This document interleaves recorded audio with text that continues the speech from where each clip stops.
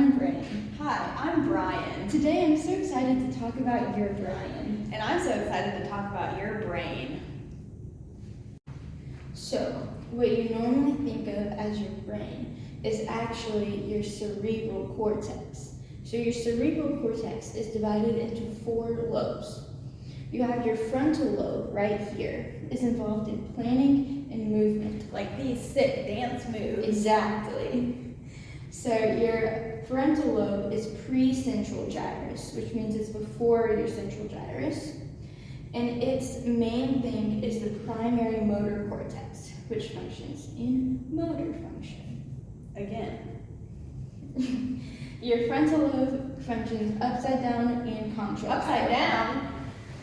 Not quite like that. Okay, your parietal lobe is post-central gyrus, and it functions in somatosensation. Its main thing is the primary somatosensory cortex, which functions in somatosensory. It is also upside down and contralateral. Upside down? No, not again. So that actually means that if you stub your right toe, don't actually stub it. But you'll feel it on your left side contralateral, and since this is the lower half of your body and it's upside down, it'll be on the top left for your somatosensation. So the parietal lobe functions in processing and integrating information about body positions.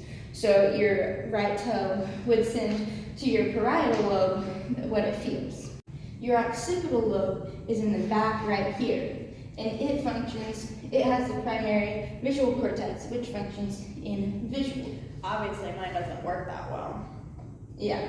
Then you have your temporal lobes right here, which function in hearing speech, advanced visual processing. It has the primary auditory cortex, which functions in auditory processing. Auditory association cortex is also pretty much the same thing, and then the visual association cortex is right on the bottom. What was that? Can you say that again? I didn't hear you.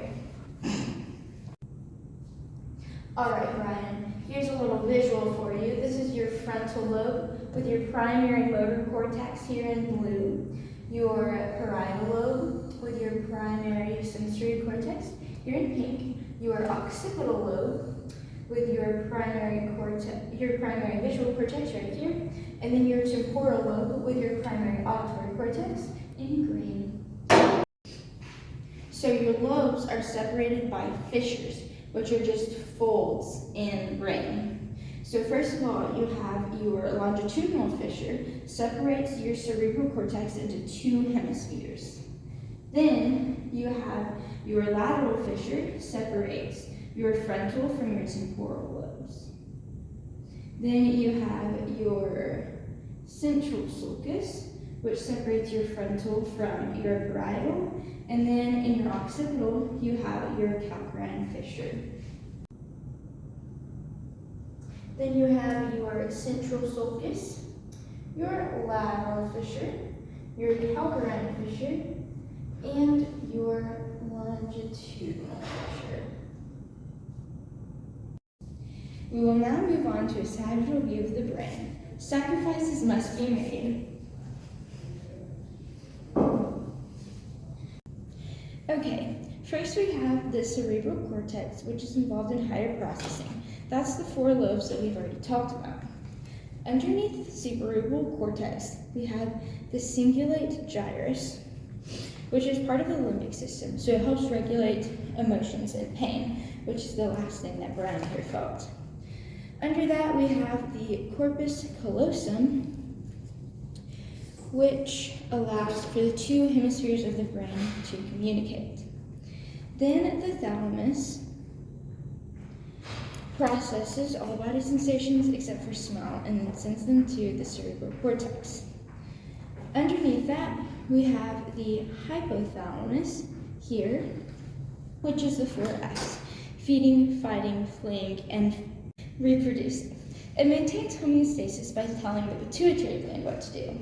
This is the pituitary gland. It is called the master gland, even though it's controlled by the hypothalamus. It regulates growth, metabolism, and reproduction. Then we have the midbrain here. It is composed of the tectum, which means roof, which contains the superior and inferior colliculi, which are for processing sensory information.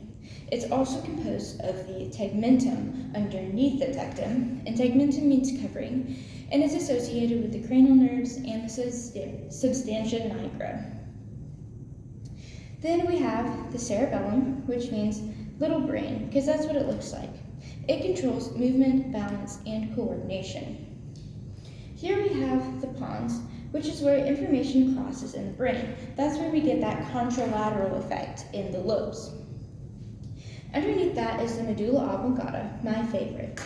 The medulla oblongata is also called just the medulla, and it controls vital processes like breathing, heart rate, and blood pressure, which Brian here no longer needs. Under that, we have the spinal cord, which is where the brain sends all of its information, its motor information, down the spinal cord before it branches off into the various muscles and glands that it needs to innervate. It also takes sensory information from all of the body, puts it into the spinal cord before it goes up into the brain. Thank you for attending this informational session on brines and brains. No brines were harmed in the making of this video. I am Brain and I approve this message.